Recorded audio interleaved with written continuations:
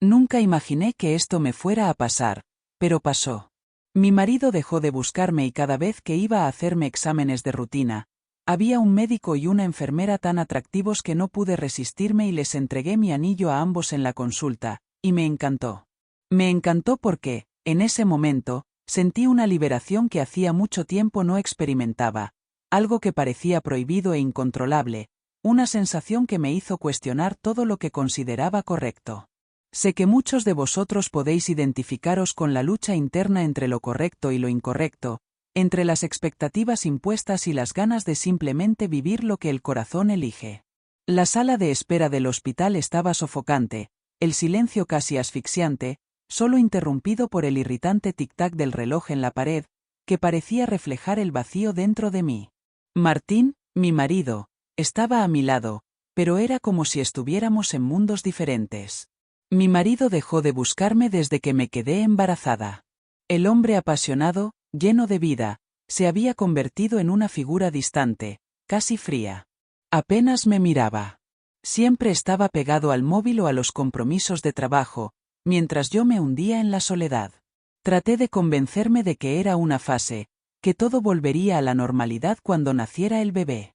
Pero, en el fondo, sabía que algo más profundo se había roto entre nosotros, algo que tal vez nunca se repararía. Ese día teníamos una cita de rutina, algo que ya formaba parte de nuestra nueva y monótona rutina. Fue entonces cuando conocí al doctor Alejandro. Desde el principio, era diferente a cualquier médico que había conocido antes. Alto, imponente, con unos ojos que parecían ver mucho más allá de lo que mostraba. Cuando me estrechó la mano y me saludó con una sonrisa calmada, sentí que algo despertaba dentro de mí. Fue como si, por un breve momento, viera más allá del embarazo, más allá de la fachada de cansancio que llevaba. Sentí un calor subir por mi cuerpo. Era algo que no sentía desde hacía mucho tiempo. Y allí, en esa fracción de segundo, me di cuenta de que todavía había vida en mí, aunque escondida bajo capas de frustración y dolor. En las primeras reuniones mantuvimos intacto nuestro profesionalismo, pero hubo algo en la forma en que Alejandro me miró que me dejó inquieta. Sus toques eran precisos, pero amables. Y cuando nuestras miradas se cruzaron, fue como si el mundo a nuestro alrededor desapareciera, quedando solo un silencio cargado de una tensión que crecía con cada consulta. Volvía a casa con el corazón latiendo más rápido de lo normal, perdida en pensamientos sobre algo que no debería estar ahí. Martín, ajeno como siempre, no se dio cuenta de lo que empezaba a formarse dentro de mí. Me preguntaba si solo era la soledad lo que me hacía sentir así, o si tal vez estaba ansiando algo más, algo que no sabía que faltaba en mi vida hasta ese momento. Sin darme cuenta, comencé a inventar excusas para volver al despacho de Alejandro. Inventé dolores, molestias, todo lo que me permitiera volver a verlo, y fue entonces cuando, un día, todo sucedió. Después de otra consulta, él dudó antes de que yo saliera de la sala. Nuestras miradas se cruzaron y en ese momento supe que algo estaba a punto de suceder. El aire a nuestro alrededor parecía electrificado.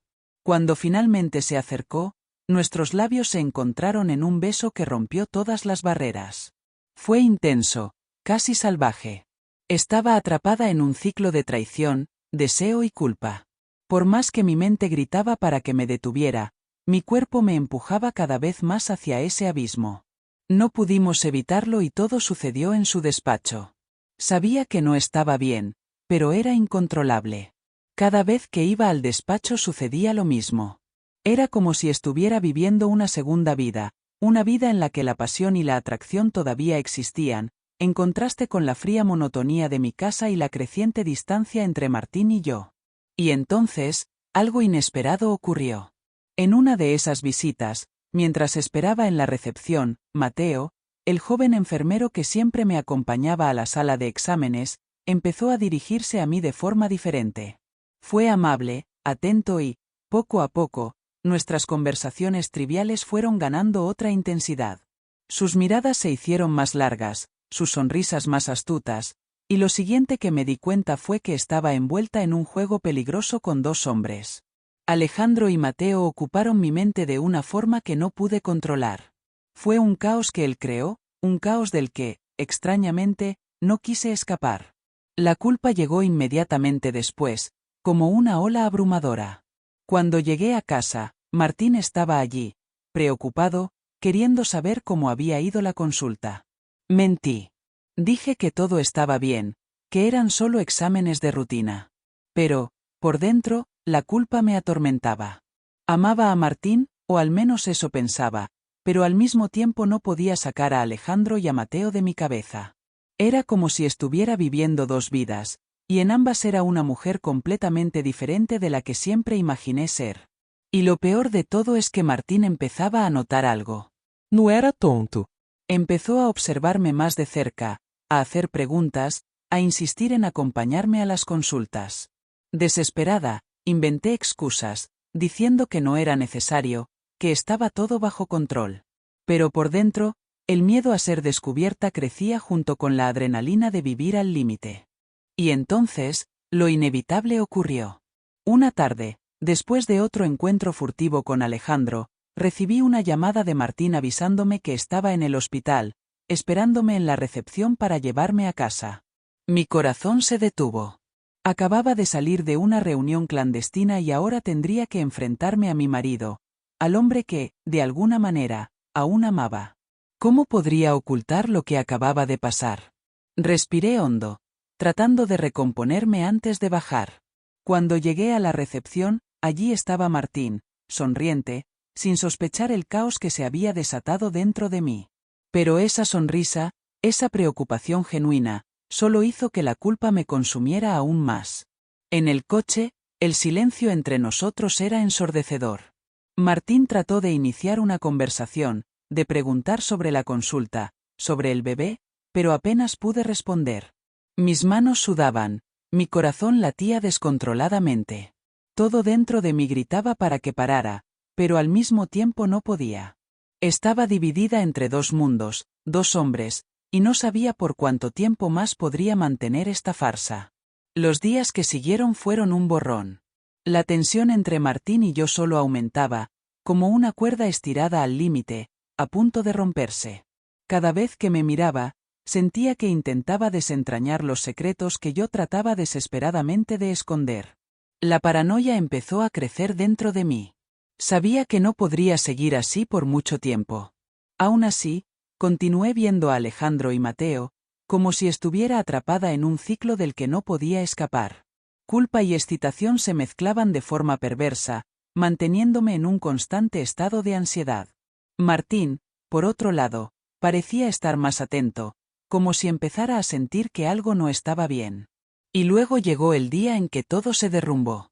Era una mañana soleada, pero dentro de mí todo estaba gris. Recibí un mensaje de Mateo la noche anterior, pidiéndome que me encontrara con él en el hospital. Dijo que me echaba de menos, que necesitaba contarme algo importante. Contra mi mejor juicio, acepté. La adrenalina del encuentro clandestino corrió por mis venas. Había algo en esos momentos robados que me hacía sentir viva, a pesar de saber que estaba jugando con fuego. Llegué al hospital con el corazón acelerado. Fui a la sala de exámenes, donde Mateo me esperaba. Lo que sucedió después fue inevitable. Me atrajo hacia él y nuestros cuerpos se encontraron en un abrazo lleno de deseo reprimido. Estábamos tan perdidos el uno en el otro que no oímos la puerta abrirse. Solo cuando sentí la frialdad de una mirada sobre nosotros me giré.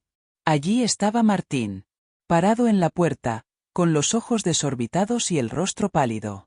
El shock, el dolor, la incredulidad, todo estaba allí, reflejado en su expresión. El mundo se detuvo en ese momento. Sabía que lo había perdido todo. El aire pareció desaparecer de la sala y, por breves segundos, nadie dijo una palabra. Martín simplemente me miró, los ojos llenos de un dolor que nunca imaginé ver en él. Y luego, sin decir nada, se dio la vuelta y salió, dejando la puerta abierta detrás de sí. Corrí detrás de él, con el corazón roto. «Martín, espera». Grité, pero no se detuvo. Sabía que, en ese momento, había roto algo que tal vez nunca se repararía. Cuando finalmente llegué al aparcamiento, vi a Martín subirse al coche y marcharse sin mirar atrás. Me quedé allí, sola, bajo un cielo azul, pero sintiéndome como si me estuviera ahogando en la oscuridad.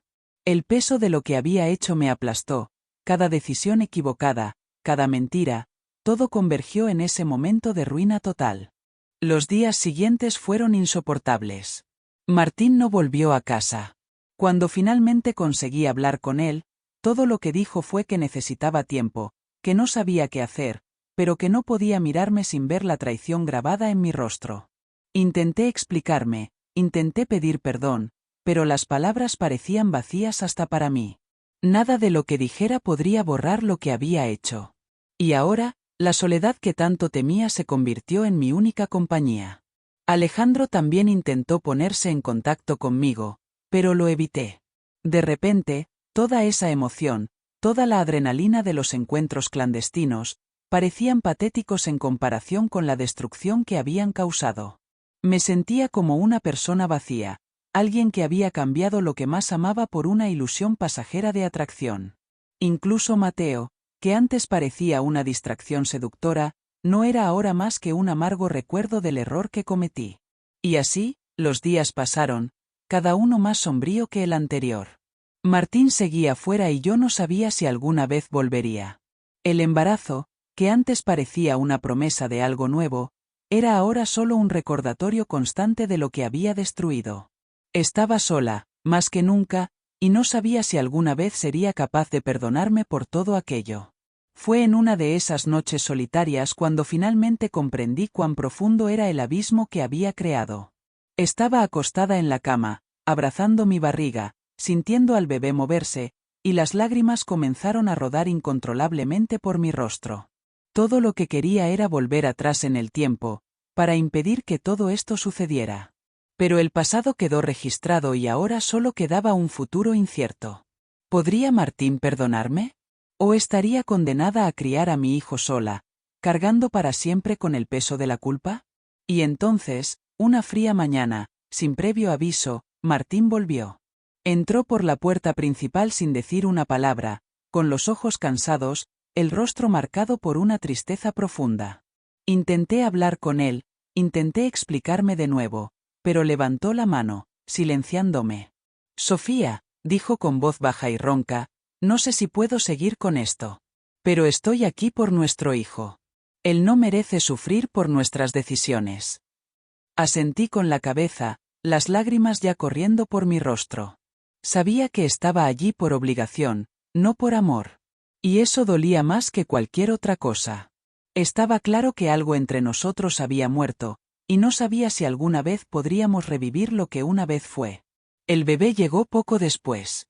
El parto fue difícil, lleno de complicaciones, pero cuando finalmente escuché el primer llanto de mi hijo, sentí que algo se rompía dentro de mí. Era como si todo lo que había hecho, todo lo que había sacrificado, culminara en ese momento.